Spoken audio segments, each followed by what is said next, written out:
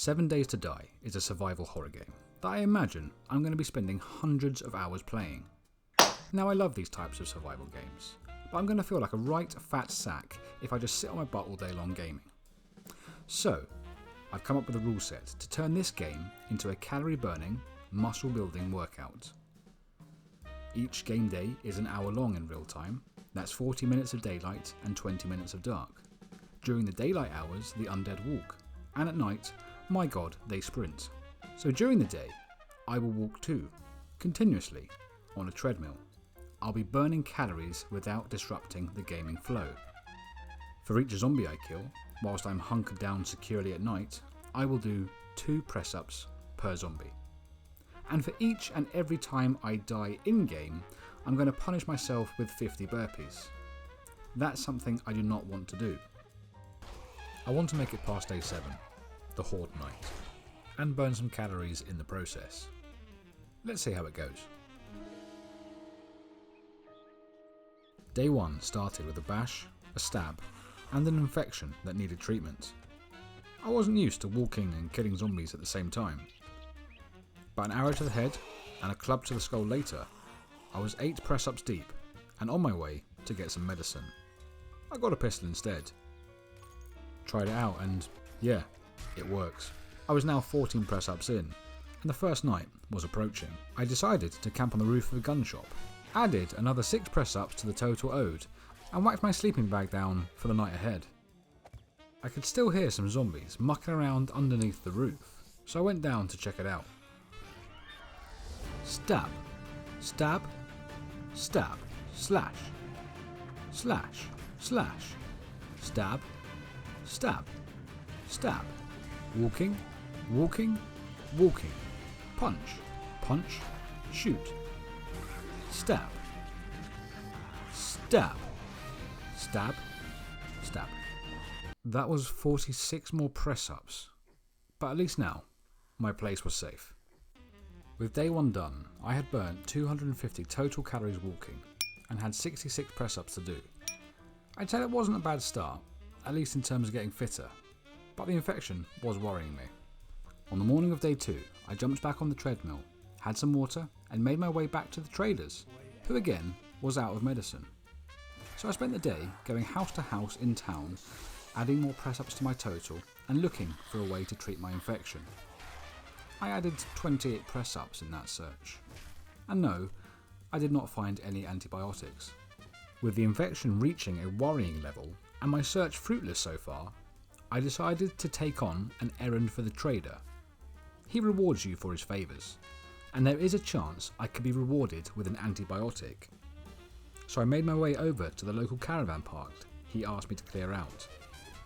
Got myself ready, then had a confrontation with a zombie dog that cost me 50 burpees. I spawned back in, picked up my rucksack and thanked the dog for his contribution to my night workout, and scavenged a few of the caravans for food, adding 2 more press-ups in the process. The night's workout was going to be tough, so I made my way back to the rooftop early, picking up some dinner on the way home. I fancied a chilled evening, and to finish off my real-life steps in peace. Only me killing a chicken caused this biker to get super aggressive, and yeah, that's 100 burpees I now owe. I got myself situated on my roof, stepped off the treadmill, burning another 250 calories, and I did 30 press-ups. That's not the hard part. The 100 burpees was.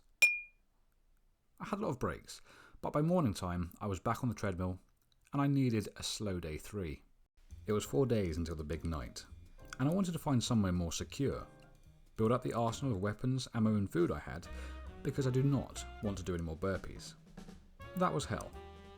So I spoke to the trader and ran a few errands for him, clearing 13 zombies or 26 press-ups, whilst looking for goods and making sure I did not die, or fall over on this thing. I came across an oil tank that looked pretty sturdy and might make a good horde night base, cleared the area, adding another 6 press-ups to the total, and returned home for the night. I did 32 press-ups in deep contemplation about whether or not to make the move to the tanker. But back on the treadmill for day 4, looking over the surrounding area, I had a better idea. I'd build it myself. So I gathered some materials and started laying down a foundation. Today was peaceful. Walking and gaming was no issue at all. I had an idea in mind for how this would work. Essentially, there'd be one way into me.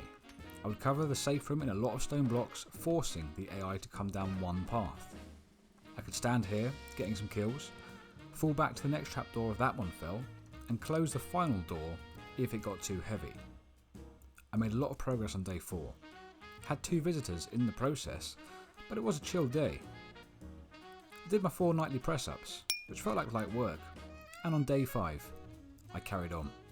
I wanted to make the area more secure, so I started digging a moat around the hut, which took a fair amount of time. I was getting thirsty and hungry in-game too, which I needed to keep an eye on, but we'll deal with that tomorrow. For now, the security needed to be tested. Seems they can jump. So I made the moat a bit wider, laid down some spiked defences, and looked for another zombie to test the new layout with.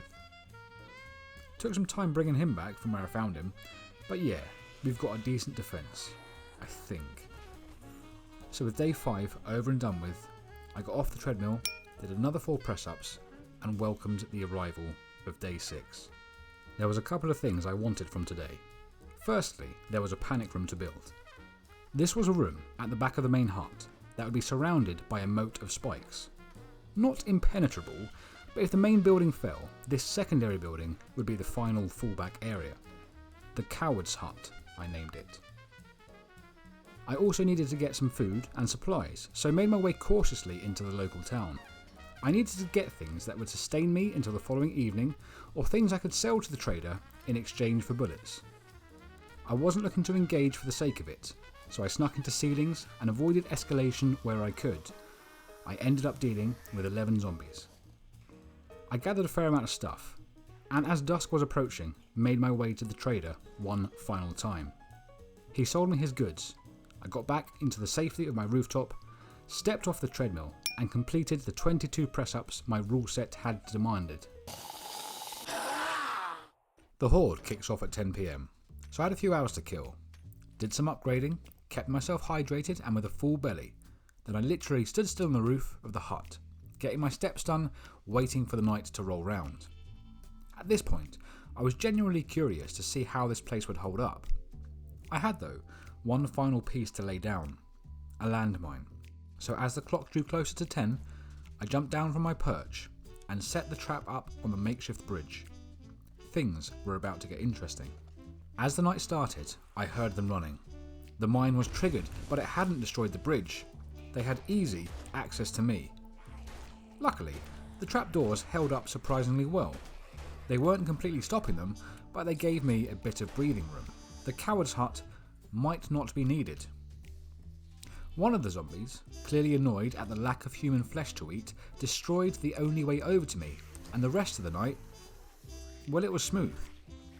They did dig a hole to my island, yes, but I was so safe, sitting up here, firing rounds into them.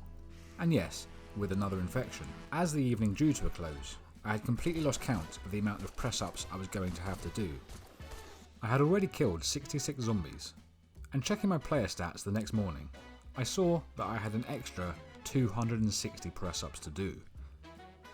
But stepping off the treadmill and starting on what was going to be a painful amount of press-ups, I was quite glad that I had lasted the full 7 days, and turned this game into a great workout. If you're still watching, I'm going to ask for 2 considerations. The first, consider subscribing. It's free, and I'll do a press-up as thanks. And 2, check out some of my other videos, and let's get some gaming gains together. Stay healthy, and I'll see you in the next one.